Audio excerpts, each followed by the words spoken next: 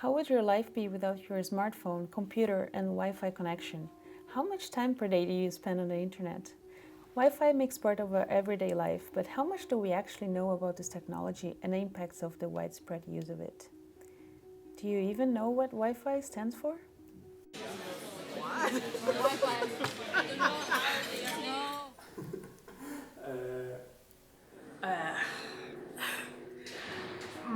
No, maybe I should.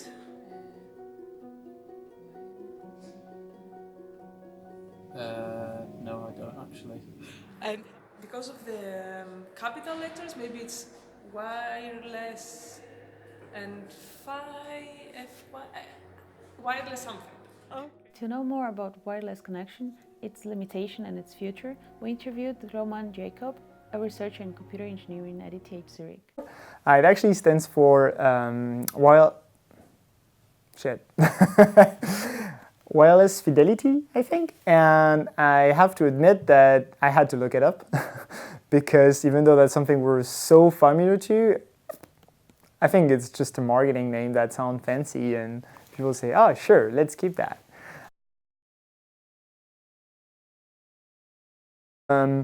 It's essentially a technology which allows us to exchange information over wireless using radio waves. It's actually very similar to the way people talk.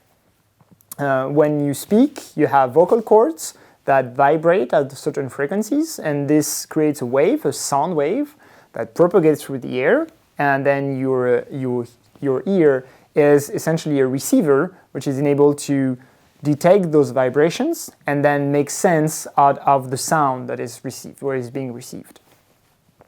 And wireless communications, as used in Wi-Fi, works using the same principles, but with waves that propagate through the air, but using different frequencies. When we think about public wireless connection, if you walk into the train station or to a coffee and you connect, you might have the impression that it's slow. The way Wi-Fi works is that you have a limited amount of information that you can send per second. And Wi-Fi try to split this amount of information within as many users as are currently in the train station or in the coffee shop. So actually, the connection is always very good. The problem is that if you have more people that are sharing, while you get a small piece. The more people you have, the less quality of connection you have, the slower it seems to get. We are investigating new communication protocols, so things comparable to Wi-Fi or Bluetooth, but a different technology, which is specifically aiming at reducing the amount of energy which is required.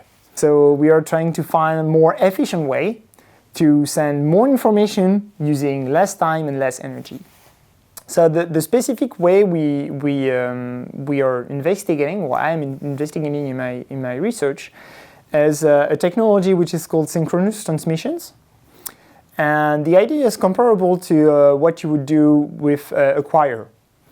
If you have a choir, you have all this bunch of people that are speaking the same words at the same time, and therefore they can each speak much at a lower level, but overall the message will be very strong. Right? And we are trying to adapt this kind of idea to wireless devices, where if I have something to send, well, my phone has something to send, or my watch has something to send, it will send it, and then all the others will not be speaking at the same time. They listen, they hear their message, and then they will repeat all together, like if they were part of a small choir of objects. And by doing that, at reasonably small power, they can disseminate my message quite far and with very high quality.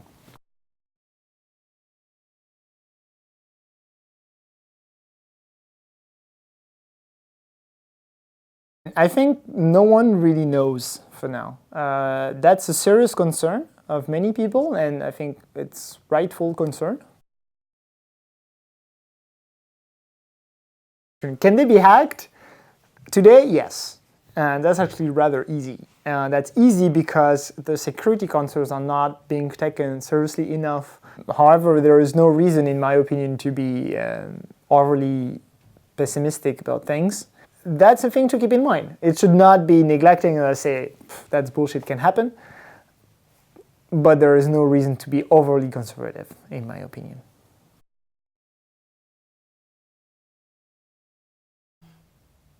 I guess so. I don't see why not. I mean, how many times per day do you let your phone go? I mean, you're already kind of wireless human. This is not science fiction. This is already happening. And so you're already starting to break slowly all the barriers from putting wireless communication everywhere.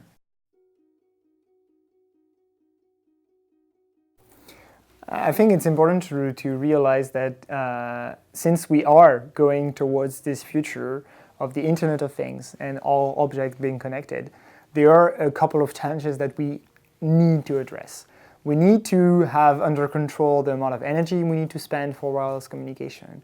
And we need to find some ways to be more efficient in the way we communicate, to share, to avoid that we interfere with each other and that we prevent any type of communication to be happening, that the whole thing become a huge traffic jam. No one likes traffic jams.